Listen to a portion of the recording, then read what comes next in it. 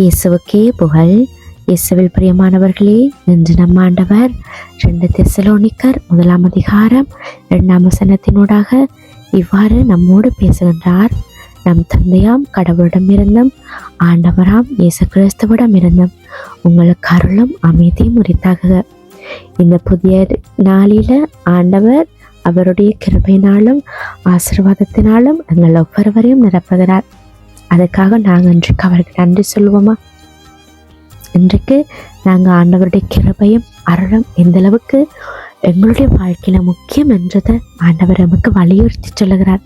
இன்றைக்கு அநேகரோட வாழ்க்கையில ஆண்டவருடைய கிருபையும் சமாதானமும் இல்லாம நிலை குலைந்து போயிருக்குது. ஆண்டவருடைய கிருபை சமாதானம் எந்த அளவுக்கு எங்களுக்கு முக்கியம் என்றதை இந்த வார்த்தையினூடாக இன்றைக்கு நாங்கள் தெரிந்து கொள்ள வேண்டும். அவருடைய கிருபை என்றது நாங்கள் தகுதி இல்லாத போதும் ஆண்டவர் நமக்கு கொடுக்கும் அன்பும் அருளுமாகும். மனிதர்களால நாங்கள் சில நேரம் கஷ்டப்படுவோம். தவறுகளும் குறைவுகளும் நம்முடைய நிறைந்து இருக்கும். பலவீனங்களால எங்களைய முடக்கி போட நேரிடும்.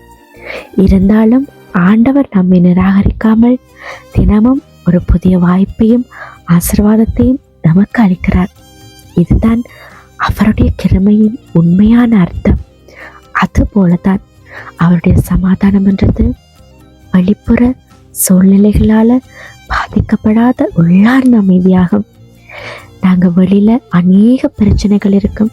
அது எல்லாத்தையுமே நாங்கள் எங்களுடைய தலைக்குள்ள யோசிச்சு நாங்கள் அதை பற்றி சிந்தித்து கொண்டிருப்போம். குழம்பி தவிப்போம், நிம்மதி இல்லாமல் இருப்போம்.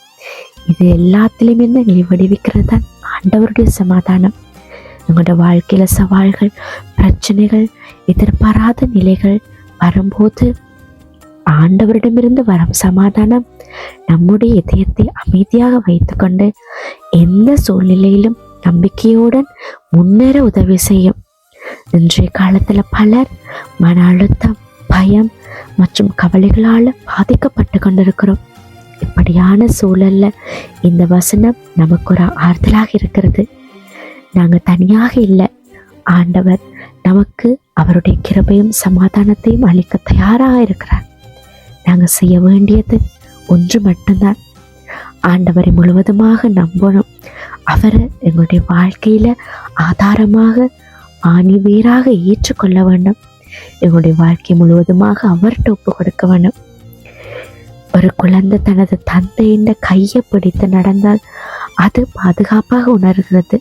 அது போலதான் நாங்க ஆண்டவரை நம்பி நடந்தா வாழ்க்கையின் சிரமங்கள் எவ்வளவு வந்தாலும் நம் இதயம் அமைதியாக இருக்கும்.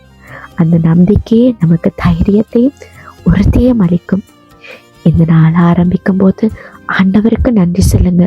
உங்களோட கவலைகளையும் பயங்களையும் பாரங்களையும் அவரிடம் ஒப்பு கொடுங்க. இன்று நான் கிருபையிலும் சமாதானத்திலும் நடப்பேன் என்று உங்களோட ஒவ்வொருவர மனதிலையும் நீங்க உறுதி கொள்ளுங்க.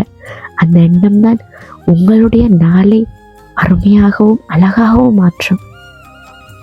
இறுதியாக கிருபையும் சமாதானமும் நம்முடைய வாழ்க்கையில் நிலைத்திருக்க வேண்டிய அவசியம் ஆண்டவருடைய ஆசீர்வாதங்களால் மட்டுமே முடியும்.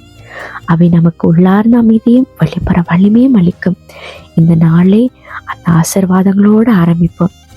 உங்களோடும் உங்களோட குடும்பத்தோடும் உங்களை சுற்றி இருக்கிறவர்களோடும் ஆண்டவருடைய அன்பும் அருளும் சமாதானமும் பரிபூர்ணமாக நிறைந்திருக்கட்டும். யார் யாரெல்லாம் இன்னும் ஆண்டவருடைய அருள் ஆசீர்வாதம் பெறாமல் இருக்கிறாங்களோ அவங்களுக்கும் நாங்க ஆண்டவருடைய கிருபையில நிலைத்திருக்க தேவையான வழிகாட்டுதலை கொடுப்போம். ஆமீன்.